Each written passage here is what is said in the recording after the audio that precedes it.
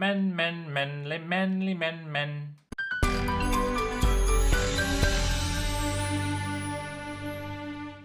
Hello and welcome, my dear scale modelers, to my small hobby YouTube channel. My name is Tomo, and today we're going to be taking a look at 1/35th scale men from Hobby Boss. But before we go into the review, I would like to say two things. First, all the links, well actually timestamps, are in the description down below, so you can just skip ahead to the box that you would like to see. Second, at the end of this video, I will be doing some recap or actually commentary on the previous video that I've made, the Meng's Ford GT40 Mark II, which is up there in the cards, and the link is also down in the description if you're interested in seeing that video. Now, the reason that I'm going to be doing that is because I've made a colossal cock-up. But before you go there, stick around. Let's take a look at these boxes. What boxes, you say? Here they are! This 1/35th scale miniature figures are from Hobby Boss and their 2019 releases, I think. Pretty sure. What can be said about them? My personal opinion is that they're good. They're not great, but they're not bad either. As you will see, the styrene plastic from which they're molded is roughly like Tamiyas plastic, you know, those Deutsche Afrika Korps plastics, which is like desert yellowish. And the parts that live in the sprues are pretty decent. There's not a lot of flash. The attachment points are pretty good. For the price, it goes anywhere from 7 to 10 euros. I think they're pretty decent. What I like about miniature figures is how the artists portray the faces of individual soldiers. And in this instance, I think they're pretty good.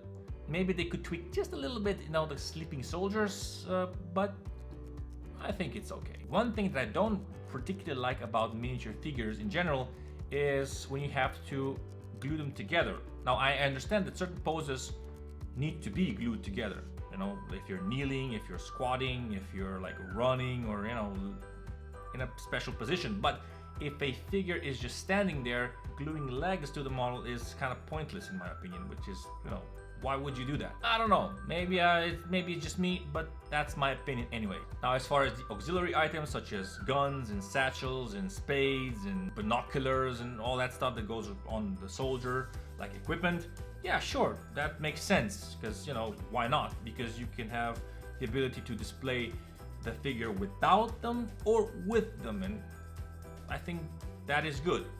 One unique feature about at least one of the kit is that it has photo etch parts, but they're really limited, as they are basically just spectacles. One interesting and funny thing that I find about the box arts is that how these Chinese artists are trying to Chino-Germanize the figures on the box art. Some of the figures don't really look very European, or at least I don't think so, or at least my eyes don't perceive them as such. But, you know, let me know in the comment below if you agree or not with me. Go ahead. Go down. Okay. So now it's time to actually see the kits themselves. Enjoy! And here we go. This is the first box. Russian tank crew, 7 figures. One of them is a woman, which is smiling. And the model number is 84411 if you're interested. All the boxes have the same template, so the box art on the front, the instructions on the back, and some paint schemes as well. The models all cost around 10 euros, actually exactly 10 euros in our store, and let's take a look inside. They're very simplistic. As you can see, just 2 sprues containing all the carnage, all the ligaments, and all the auxiliary stuff as well. The models are pretty straightforward. The attachment points are okay, maybe a little bit too close to the actual parts, and on some occasions they're a little bit too thick, but I don't think that's too much of a hassle. The main point is that the detail is there, it's nice and it's crisp, and that the faces look good. And in this particular sprue, yes, look at that. Even that smiling woman, beautiful, beautiful. I have no complaints whatsoever. Here we see German officers, model number 84406. Here we have actually some photo etch, and these are the spectacles I was talking about. And another very interesting feature is the map. See, you have to make the map by cutting off the ends of the boxes, and the map is printed on right on the edge, so that's pretty neat. When we open up the box, we see that we only have one sprue and some photo etch parts, the glasses, the spectacles. All the detail is there, and the facial expressions are fantastic. Look at this fat general, and this serious general, and this really serious general. We have a little bit of a different plastic in this one. It's more shiny, a little bit more compact feeling, but every single thing is pretty on the spot. And again, attachment points are good. There's not a lot of seam lines, at least not from this angle. But you know, when you get working on it, you'll probably have to clean some parts, but that's it. It's pretty simple and good. Here we see German infantry taking a rest.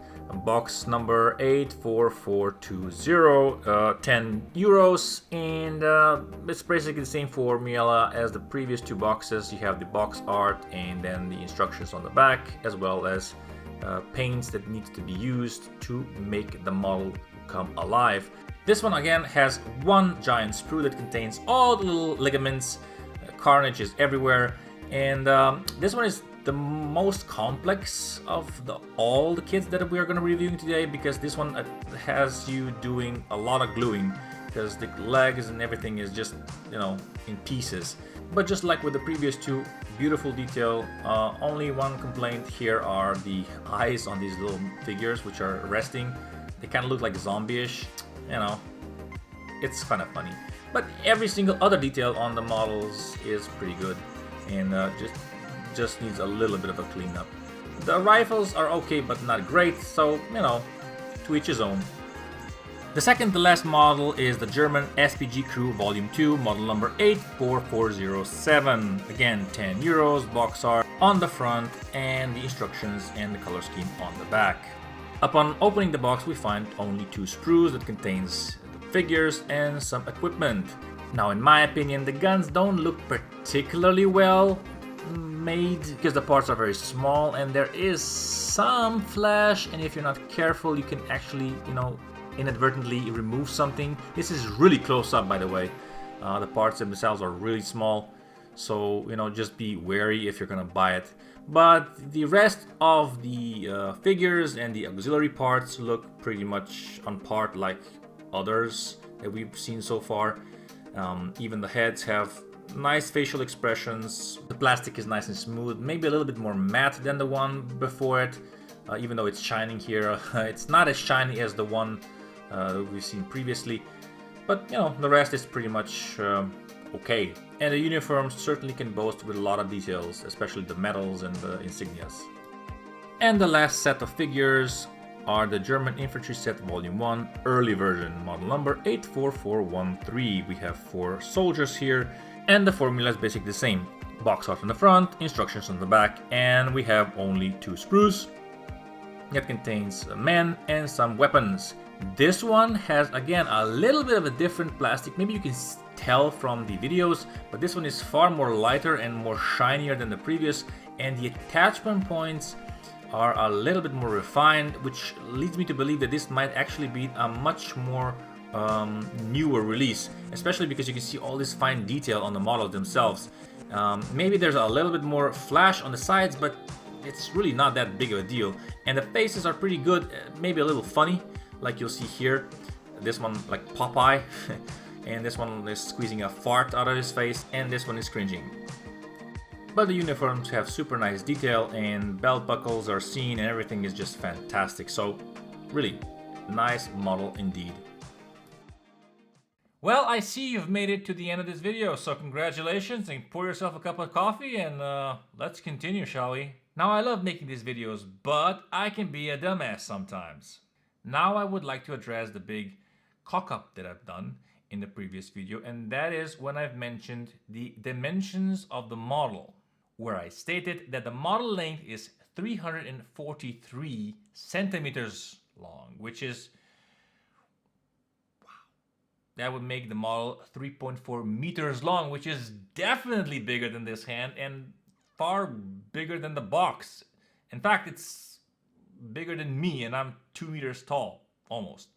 Smidge. A little smaller. That's like mixing feet in inches, which means that I've said that the model is around 11 feet long.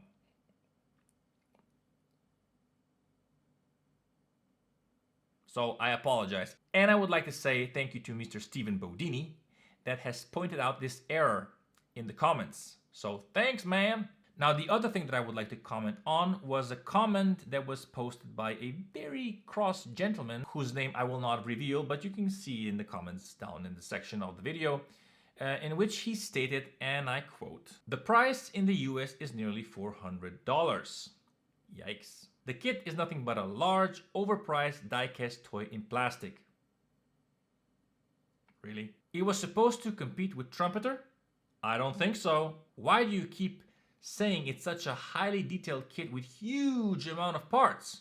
It's a toy, not a model.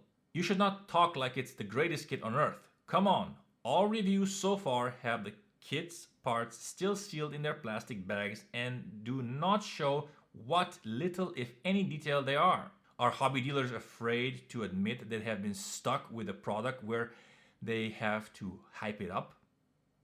No. To me, it's a way to dump something they got stuck with and need to recoup their investment money. To see not a toy on the box top is bad enough. My thoughts, sorry. Hey man, thanks for commenting. I do appreciate it as long as the comments are civil and, informative. I do respond to all my comments as best as I can. Maybe not the same day, but I do respond, and I did respond to that particular gentleman as well. But I would like to address something here. Now, $400 is a lot to ask for a model kit. And I think that part of the reason that why it's so expensive in the US is because of tariffs. You have to remember that your previous president, Donald J. Trump, imposed tariffs on China because, I don't know, ask him. Now, saying that it's an overpriced toy, in my opinion, is basically you just venting out because the price is so high. I don't think it's really fair to say that scale models are toys because they're not really meant to be played with, and certainly small children are not supposed to build them. Toys in general are made to be played with and are made to be safe for children. Scale models usually are not because they have lots of small parts. You have to assemble them, you have to use sharp objects and glue and paint, and you get it. As for why am I so hyping up the model? Well, because I am a human. I get excited when I see something new and nice, and I like to convey this to the media of internet. One thing to keep in mind is that when you see the model in person, it's much more grandiose than if you see it through the lens of a camera, because the camera can't pick everything up that our eyes can, especially if the lighting conditions are not good and if the video is pretty short and it's moving pretty fast through the frames. Now, the reason that I'm moving fast through the frames is because I realize that many of my viewers, you view only 3 minutes to 4 minutes of the video, and the rest is basically just, well, not viewed, I guess. So that's why it's quick. Now, as for trying to hype up the model and, getting stuck with it in the shop, not really. Although, yes, it's free advertising, of course. Nobody's paying me to do this, believe it or not. And when we buy this kind of expensive models, we don't have many of them on stock because, yes, they take a long time to sell because people tend to avoid these more expensive models, and only a handful of people actually have the skills, the knowledge, the money, the time to build something like this. These models serve more as a, I would say, lure for customers to come in and see the shop and buy something, more affordable. Basically, we're all just kids in a shop, drooling over models. These models have a certain psychological effect, like with any other item we buy with our eyes and our hearts. And sometimes it's an impulse thing, sometimes it's a rational thing, but when it comes to models, I'm pretty sure that like 90% of model makers go there and go with, oh, I want to have it. I'm not excluded, but when I see something that's appealing, I just go ahead and buy it and then worry about why did I buy it. So I hope that these two explanations satisfy the audience, and I hope to see you here again soon.